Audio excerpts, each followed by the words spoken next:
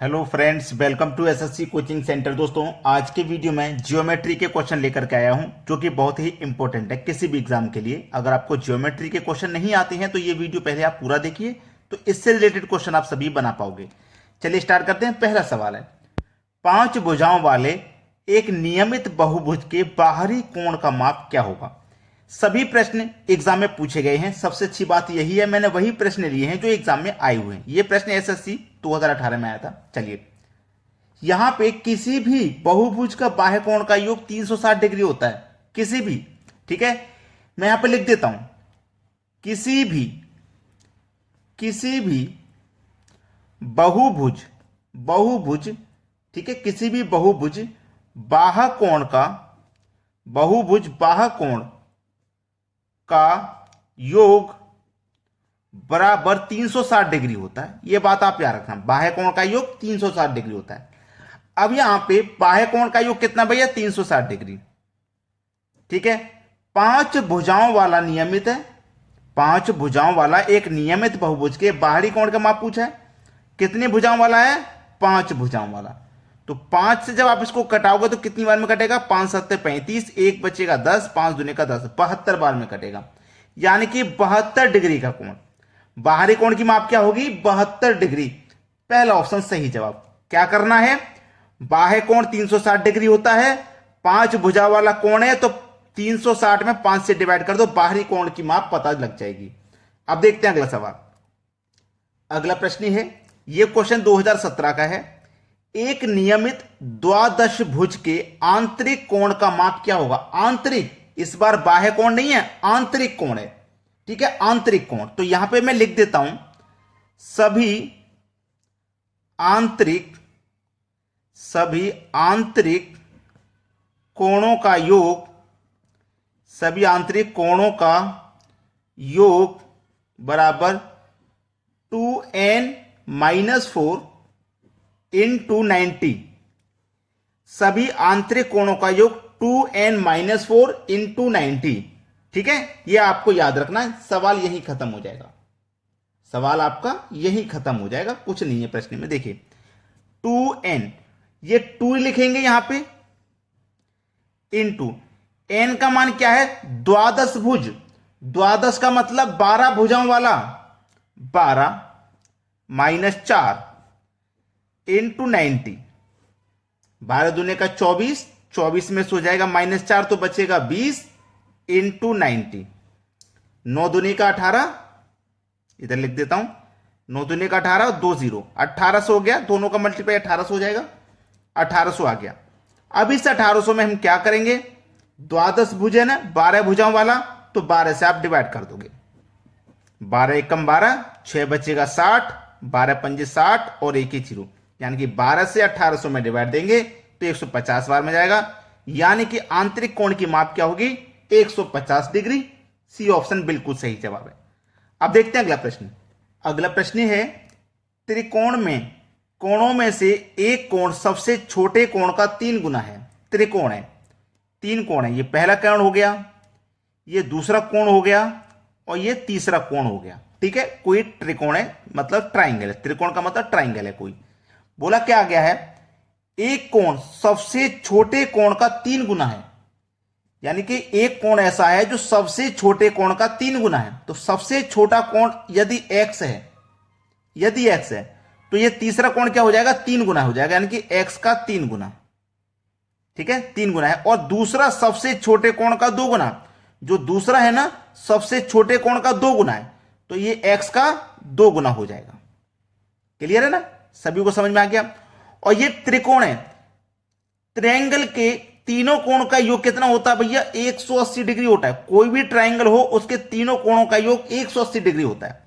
तो ये ट्रायंगल के कोण है हमारे, इनके तीनों कोणों का योग 180 डिग्री होगा। ठीक है, चलिए सभी को जोड़ ले, क्योंकि योग ही तो होता है 180 डिग्री। जब योग है तो इनका भी हम योग करेंगे। तो x प्लस 2 काउंट पे x से करो तो 2x, प्लस 3 काउंट पे x से करो तो 3x बराबर 180 डिग्री। x और 2x मिलकर के 3x, 3x और 3x 6x बराबर 180 डिग्री। ठीक है, चलिए 6 से कटा दो, 6 त्रिक का 18 और 1 0, यानी कि x का मान क्या आ गया, 30 डिग्री। सवाल समाप्त। बी ऑप्शन बिल्कुल सही जवाब है, आसानी से कर लोगे इन सवालों को। अब देखते हैं अगला प्रश्न। अगला प्रश्न है, एक दशभुज के सभी बाहरी कोणों का माप क्या है? सभी बाहरी कोणों का माप। अब देखिएगा, इस प्रश्न में तो कुछ करना ही नहीं है, कुछ भी नहीं करना, क्योंकि सभी कहा गया है। सभी का मतलब सभी बाहरी कोण, सभी बाहरी कोणों का योग 360 डिग्री होता है। भाई होता है कि नहीं? बाहरी कोणों का योग 360 डिग्री होता है, तो इसका आंसर तो 360 ही हो जाएगा। इसमें और कुछ तो पूछा ही नहीं है। अगर सभी नहीं होता, यहां पे सभी नाम का शब्द नहीं होता, केवल ही बाहरी कोण की माप पूछी जाती, केवल बाहरी कोण की माप, तो हम क्या करते, 360 में 10 भुज है तो 10 से डिवाइड कर देते। लेकिन केवल यहां पे सभी बाहरी भुज की, तो सभी बाहरी कोण तो भैया 360 डिग्री का होता है। ये आपका सही जवाब है, 360। क्लियर, आंसर आ गया। अब देखते हैं अगला प्रश्न।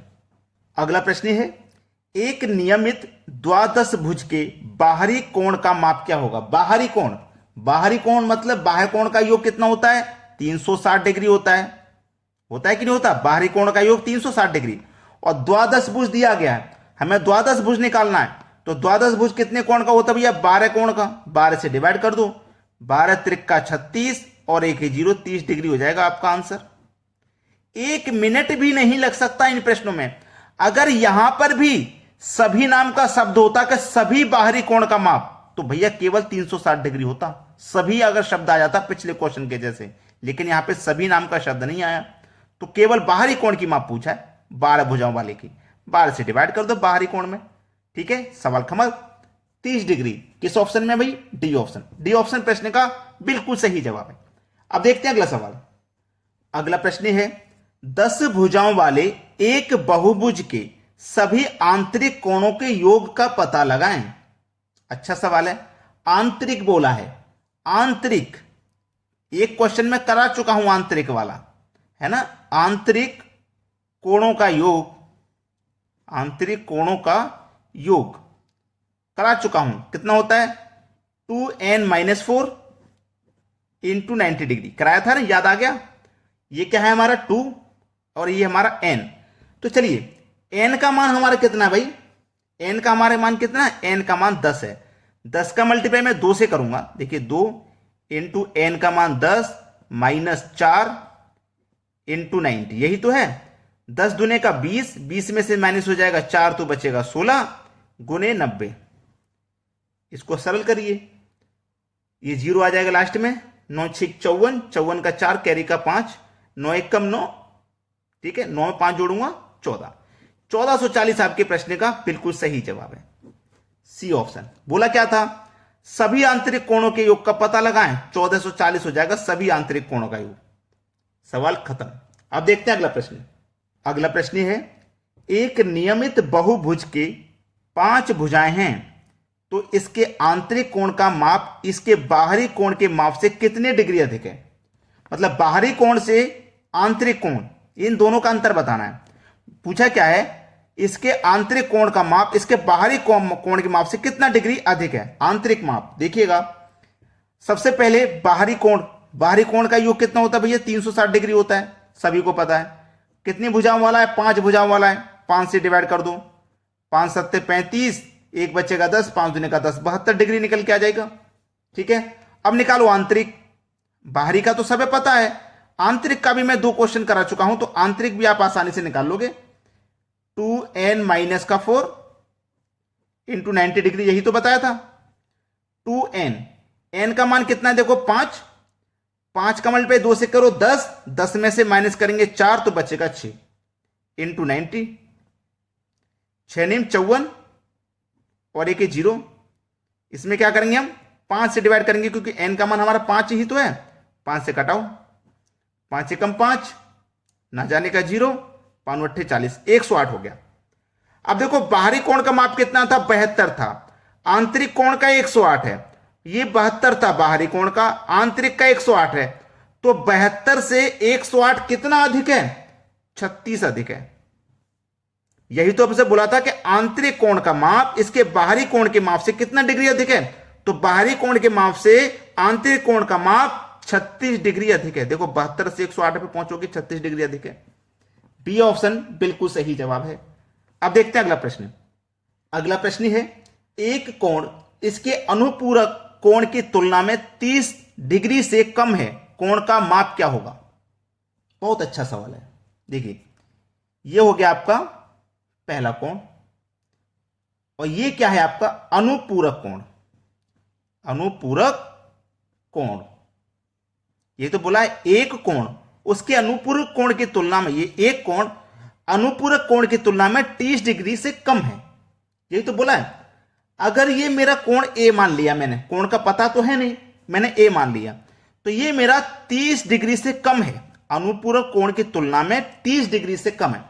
तो चलिए ये मैंने 30 इसमें क्यों प्लस किया? अगर मैं इसमें प्लस कर दूंगा 30 तो a प्लस 30 हो जाएगा और ये 30 डिग्री कम है तो इसमें हम 30 जोड़ेंगे जब तो 30 प्लस है। अगर मैं इसमें से 30 माइनस कर दूंगा तो 30 में से कम हो जाएगा ये। चलिए दोनों कोणों का योग 90 डिग्री होता है, ये आपको मालूम है। अनुपूरक कोण के दोनों कोणों का योग 90 डिग्री। चलिए यहां मैं लिख देता हूं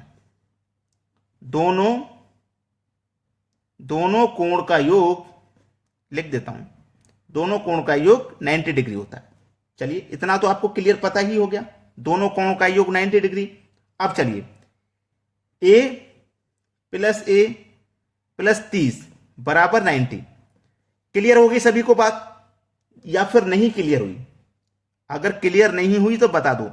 दोनों कोणों का योग 90 डिग्री होता है, पहला कोण a दूसरा कोण a प्लस 30 बराबर 90। अब देखना a और a 2a बराबर 90, ये प्लस का 30 इधर आके माइनस का 30, ठीक है। तो इधर लिख देता हूं 2a बराबर 90 में से 30 गया तो बचेगा कितना 60 और 2 से 60 को कटा दो तो बचेगा कितना 30। तो a की वैल्यू कितनी आ गई 30 आ गई। डी ऑप्शन बिल्कुल सही जवाब है। अगर आपने अभी तक वीडियो को लाइक नहीं किया है तो लाइक कर दीजिए, शेयर नहीं किया तो शेयर कर दीजिए। और एक बात मैं हमेशा कहूंगा कि आप गणित पढ़ रहे हो, मैथ्स पढ़ रहे हो तो इसमें जितना प्रैक्टिस करोगे उतना कम है, प्रैक्टिस इसमें आपको करनी ही पड़ेगी। ठीक है दोस्तों, आज की वीडियो में इतना ही। वीडियो देखने के लिए बहुत बहुत धन्यवाद।